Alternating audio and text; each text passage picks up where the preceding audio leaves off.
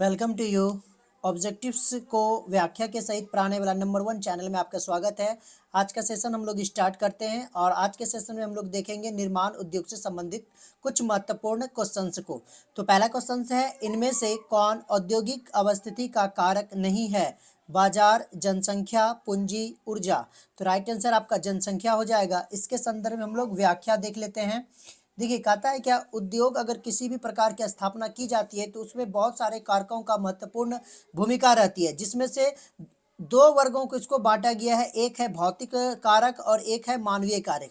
तो भौतिक कारक के अंतर्गत आपका कच्चा माल आ जाता है, शक्ति के साधन हो जाते हैं, जल की उपलब्धता हो जाती है और अनुकूल जलवायु आते हैं। वहीं अगर मानवीय कारक की बात की जाए तो इसके अंतर्गत आपको श्रमिक आ जाएंगे, बाजार आ जाएंगे, परिवहन आ जाएंगे, पूंजी, बैंक सुविधा तथा सरकारी नीतियों, ये सभी आपके मानवीय कारक के अंतर्गत आ जाते हैं। तो इनमें से जनसंख्या इसमें नहीं है, इसलिए आपका राइट आंसर जनसंख्या will be the right answer हो गया। नेक्स्ट क्वेश्चन से देखते हैं हम लोग। कहता है, भारत में सबसे पहले स्थापित लौह इस्पात कंपनी कौन सी है? भारतीय लौह और इस्पात कंपनी, टाटा लौह इस्पात company, Bokaro steel city, Visvesvaraya और इस्पात उद्योग। तो राइट आंसर आपका ए हो जाएगा। इसका हम लोग व्याख्या कर लेते हैं। व्याख्या में देखिए, कहता है कि भारत में लौह इस्पात का अगर पहली बार कारखाना स्थापित हुआ था तो ये हुआ था आपका 1830 ईस्वी में। कहाँ हुआ था? तो पोर्टो नोवा नामक स्थान है तमिलनाडु में, यहीं पर स्थापना किया गया था। लेकिन स्थानीयकरण के अनुकूल कारकों की कुछ कमियों के कारण जो है इसे बंद करना पड़ा, लेकिन स्टार्टिंग तो वही था।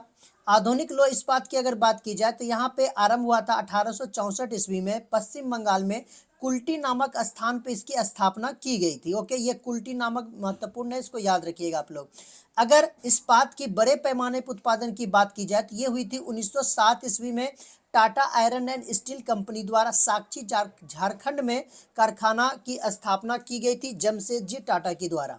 तो इसलिए आपका राइट आंसर जो है क्या ए हो जाएगा, क्योंकि 1830 में भारत में लौह इस्पात का पहला कारखाना स्थापित हुआ था। वहीं अगर विश्वेश्वरैया एवं इस्पात उद्योग की बात की जाए तो इसकी स्थापना 1927 में ईस्वी में हुई थी। कहाँ हुई थी? तो कर्नाटक में हुई थी। और कर्नाटक के कौन से जगह थी? तो भद्रावती में हुआ था। बोकारो स्टील सिटी की बात की जाए तो इसकी स्थापना 1972 ईस्वी में हुई थी और बोकारो में हुई थी। और किस राज्य में? तो झारखंड में हुआ था। और ये जो हुआ था ये रूस के सहयोग से जो है बोकारो स्टील प्लांट की स्थापना की गई थी। नेक्स्ट क्वेश्चन हम लोग देखते हैं कि पहली आधुनिक सूती मिल मुंबई में स्थापित की गई थी। मुंबई एक पत्तन है, इसलिए यह कपास उत्पादक क्षेत्र के निकट है, इसलिए मुंबई में पूंजी उपलब्ध थी, इसलिए या फिर सभी। तो राइट आंसर इसका सभी हो जाएगा। ये मुंबई में सूती मिल की स्थापना के कारण थे, तो यही व्याख्या भी हो गया आपका, इसलिए आपका राइट आंसर सभी हो जाएगा।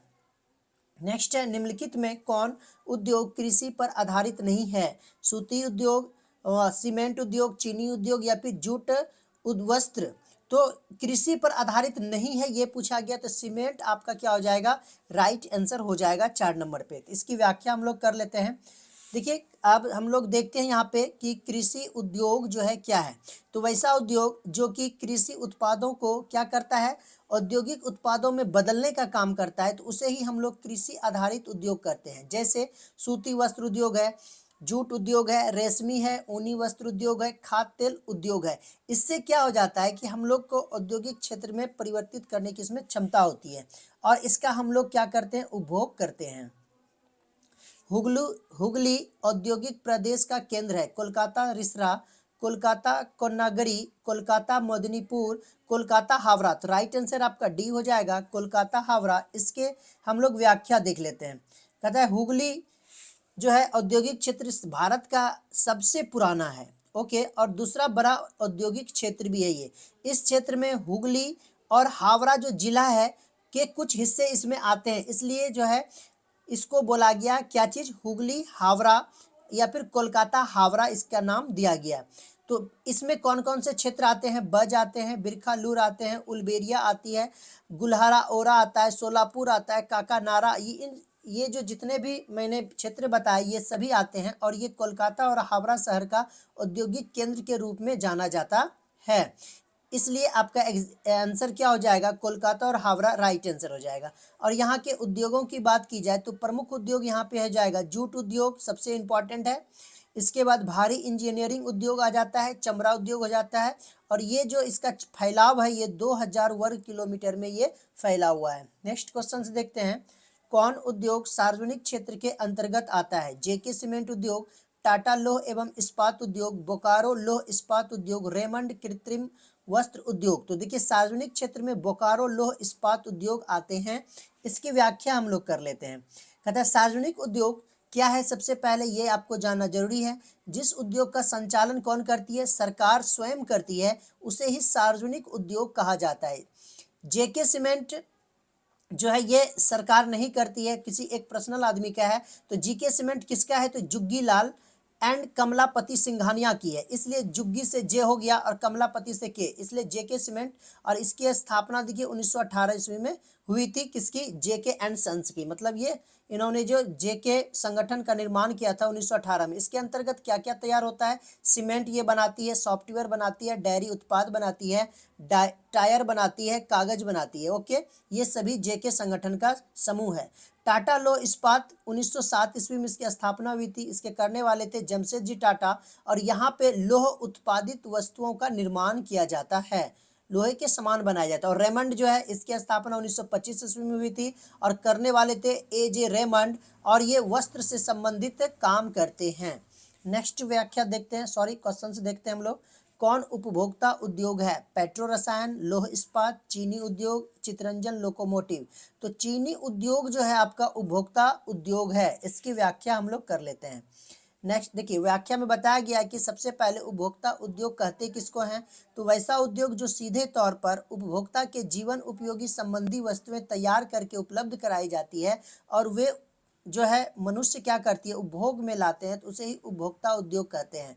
जैसे चीनी हो गया, इसका उपयोग करते हैं कागज, इलेक्ट्रॉनिक्स, साबुन, दंतमंजन, पंखा और सीमेंट आदि। नेक्स्ट क्वेश्चन से देखते हैं हम लोग, कौन छोटे पैमाने का उद्योग है? चीनी उद्योग, कागज उद्योग, खिलौना उद्योग, विद्युत उपकरण उद्योग। तो छोटे पैमाने के उद्योग जो हैं आपके खिलौना उद्योग हो जाएंगे। चलिए इसकी व्याख्या करते हैं और देखते हैं छोटे पैमाने का उद्योग किसे कहते हैं। तो किसे कहते हैं? यहाँ पे बताया गया कि गांव का जो लघु और घरेलू उद्योग होते हैं इसे छोटे पैमाने के उद्योग कहा जाता है, और इसमें जो है परिवार के सदस्य ही इसमें काम करते हैं, यहीं तक सीमित रहता है, परिवारों तक ही, और इसमें पूंजी जो है काफ़ी कम लगाई जाती है। जैसे उसके उदाहरण में ले सकते हैं हम लोग, तो आभूषण निर्माण ले सकते हैं, या फिर कोई भी हाथ से बनाया गया उद्योग, जैसे खिलौना बनाना है, टोकरी बनाना है आदि, बहुत प्रकार के ऐसे आपको मिल जाएंगे। नेक्स्ट है, भोपाल त्रासदी में किस गैस का रिसाव हुआ था? Carbon dioxide, carbon monoxide, methyl isocyanide, या फिर सल्फर डाइऑक्साइड। तो मिथाइल आइसोसाइनाइड का जो है इसमें गैस का रिसाव हुआ था। तो इसकी व्याख्या देख लेते हैं। कहता है भोपाल गैस त्रासदी कहाँ हुई थी? तो भोपाल में हुई थी, ये मध्य प्रदेश में पड़ता है। और खाद और कीटनाशक बनाने वाली ये फैक्ट्री थी, यूनियन कार्बाइड नामक फैक्ट्री थी ये, जहाँ पे मिथाइल आइसोसाइनेट गैस का क्या हो गया था? रिसाव हो गया था, जिससे 500 लोगों की क्या हो गई थी? मौत हो गई थी। तो चलिए, अगर आप लोगों ने वीडियो को देखा है तो धन्यवाद, और मैं आपसे एक रिक्वेस्ट करना चाहता हूँ कि वीडियो को सब्सक्राइब कर दें और चैनल को सब्सक्राइब कर दें। धन्यवाद।